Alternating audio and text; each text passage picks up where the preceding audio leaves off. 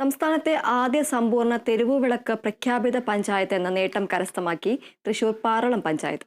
5 വർഷം കൊണ്ട് പഞ്ചായത്തിന്റെ വാർഷിക പദ്ധതിയിൽ 89.20 ലക്ഷം രൂപ ചെലവഴിച്ചാണ് ഈ നേട്ടം കൈവരിക്കാനായത്. പ്രഖ്യാപന ചടങ്ങ് വൈദ്യുതി മന്ത്രി കെ കൃഷ്ണൻകുട്ടി നിർവഹിച്ചു.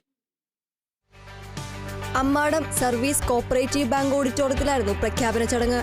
വൈദ്യുതി മന്ത്രി കെ കൃഷ്ണൻകുട്ടി ഉദ്ഘാടനം ചെയ്തു.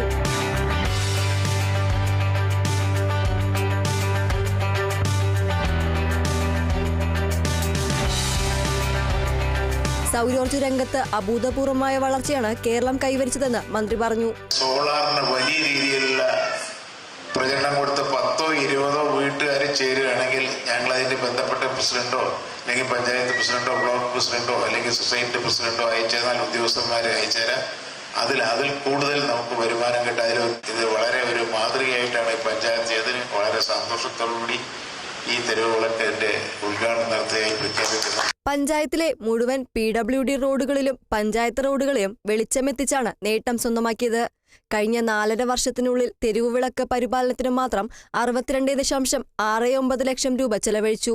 ഈ വർഷം ഇതേ ആവശ്യത്തിലേക്കായി 6.51 രൂപയും വകയിരുത്തിയിട്ടുണ്ട്. ഞങ്ങളുടെ ഭരണസമിതി അധികാരത്തിൽ വന്നതിന് ശേഷം 4.5 വർഷം പിന്നിടുകയാണ്. ഈ 4.5 വർഷത്തിനിടയിൽ ഓരോ വർഷവും 15 ലക്ഷം രൂപയുടെ സ്ട്രീറ്റ് മെയിൻ വലിക്കുന്നതിനും പുതിയ ബൾബുകൾ ഇടുന്നതിനും വേണ്ടിയിട്ടുള്ള പ്രോജക്റ്റുകൾ വെച്ചിരിക്കുകയാണ്.